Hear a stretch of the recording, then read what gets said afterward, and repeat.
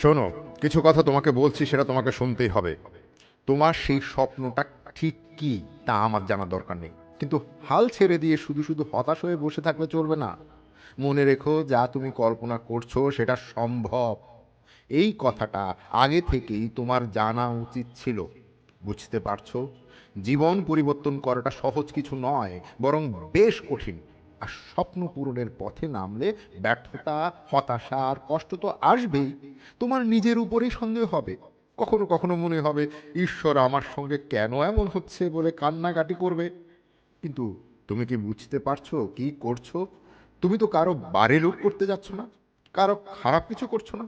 তারপর এমন পরিস্থিতি কেন হবে ভাবছো? তাই তো। দেখো, আমি একটা কথা স্পষ্ট করে বলছি, এমন কঠিন সময় সবার কাছেই আসে। তাই বলে স্বপ্ন ছেড়ে দিলেই চলবে না। খারাপ দিনগুলো এখানে থাকার জন্য আসে না, পার হয়ে যাওয়ার জন্যই আসে।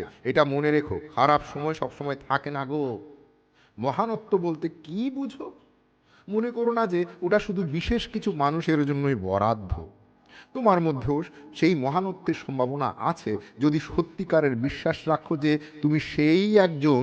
আর বেশিরভাগ মানুষ যে ফ্যামিলি তৈরি করে, দুটো টাকার ব্যবস্থা করে, তারপর নিঃশব্দে মারা যায়, এটা থেকে ওই ভেবো না যে ওইটাই জীবন। অনেকেই নিজের উন্নতি বন্ধ করে দেয়, অন্যকে দোষারোপ করে, সময় কাটায়, কিন্তু নিজের স্বপ্নের দিকে পা বাড়ায় না। শুধু একটা ভয় কাজ করে, ভয় পায় ব্যর্থতার, আবার ভয় পায় সাফল্যেরও। বুঝলে, এরা কেউ ঝুঁকি নিতে জানে না, শুধু অন্যের দোষ দিয়েই যাচ্ছে। নিজের দোষটা খুঁজো রে ভাই। তুমি কি করছো? সারাক্ষণ অন্যদের মধ্যে মেলামেশা করছো, মিশে থাকছো, এবং ফেসবুক আর টুইটার খালি ঘাটাঘাটি করছো, নিজের পরিচয় হারিয়ে ফেলছো। ওদের নিয়ে ভেবে ভেবে, ওদের পছন্দ পাওয়ার চেষ্টা করে করে, তুমি কি আদৌ জানো তুমি কে? নিজেকে একটু সময় একা থাকো, নিজেকে জানো। নিজের স্বপ্ন যদি জীবিত রাখতে চাও, তাহলে ওইসব লুজার টাইপের লোকজনকে বাদ দাও। এরা শুধু তোমার স্বপ্নকেই ধ্বংস করবে। যারা স্বপ্ন নিয়ে ছুটে চলে, তাদের কাছে জীবন অন্যরকম অর্থ পায়। এইসব লুজার টাইপের মানুষগুলো তোমার স্বপ্নকে একেবারে টেনে ছিঁড়ে ফেলবে। দরকার হলে একা থাকো।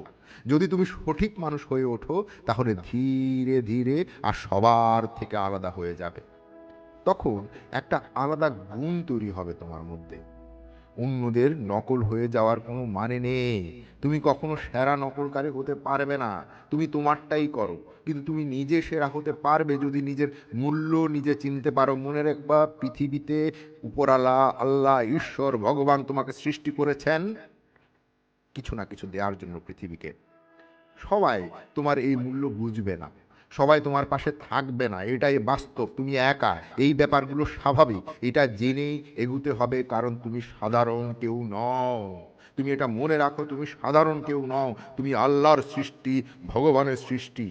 দৃষ্টি রাখবে তোমার চারপাশে যেন সেসব মানুষই থাকে যারা সাফল্যের ক্ষুধায় অস্থির, যারা থামতে জানে না, বাস্তব অবস্থায় আটকে থাকতে চায় না, বরং সবসময় কিছু বেশি চায়।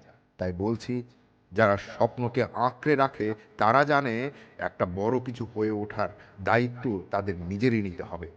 তাই তোমার দায়িত্ব তোমার নিজেরই নিতে হবে। সেটা শূন্য থেকে হোক, 1 টাকা না থাকুক, তারপর আরও সফল হতে চাও, আগে এমন কিছু করো যা আগে করনি।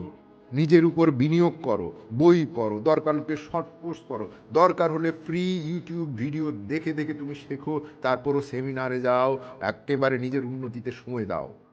এমনকি 1 ঘন্টা করে একা থাকো। মেডিটেশন করতে বলছে না, কিন্তু একা একা আয়নার সামনে দাঁড়িয়ে নিজেকে দেখো, চিনে নাও আসলে তুমি কে। যখন সত্যিকারের তুমি হবে, যে মানুষ হওয়ার জন্য তোমার জন্ম, তখন তুমি আলাদা হয়ে যাবেই। তুমি নিজেকে চিনবেই। 1 সপ্তাহ শুধু 1 ঘন্টা আয়নার সামনে দাঁড়িয়ে নিজেকে দেখো, প্রশ্ন করো, লোকে তোমাকে অপছন্দ করলো, তোমাকে নিয়ে গসিপ করলো, কান ব্যথা করে ফেললো, এগুলোতে কান দেবে না। কারণ তোমার লক্ষ্য অন্যদের খুশি করা নয়, বরং পরের ধাপে এগিয়ে যাওয়া, নিজেকে খুশি করা। কোনো প্রকার ড্রাগস বা অন্যান্য বিষয় নিয়ে মাথায় ঘামাবে না। সেই স্বপ্নের কথা বলে গেলে হবে না। শুধু শুধু সারাক্ষণ স্বপ্ন স্বপ্ন করলে হবে না, কিছু একটা করতে হবে। প্রথম পদক্ষেপটা নাও, আর দেরি করো না, এখনই। বাবা মাকে গর্বিত করো, স্কুলকে গর্বিত করো, এমন কিছু করে দেখাও যেন লক্ষ লক্ষ মানুষের জীবন স্পর্শ করতে পারে। মানুষের উপরে ডিপেন্ড করে থেকো না, সেটা বাবা মাই হোক আর কাছের মানুষই হোক। বরং তাদেরকে দেখিয়ে যাও তুমি শূন্য থেকে শুরু করতে পারো, এই পৃথিবী বদলে যেতে পারে কারণ তুমি এখানে আছো। কেউ তোমার স্বপ্ন কেড়ে নিতে পারবে না, এটা তোমার স্বপ্ন। হাল ছেড়ো না বন্ধু, আগে জেনে নাও তোমার স্বপ্ন কি। না শুনে, প্রত্যাখ্যান পেয়ে, কেউ কথা দিয়েও কথা না রাখলে তোমার কি করার আছে? কেউ যদি তোমার জীবনে কথা দিয়েছে আবার আসবে, কিছু করার নেই, সেটা তার জীবন।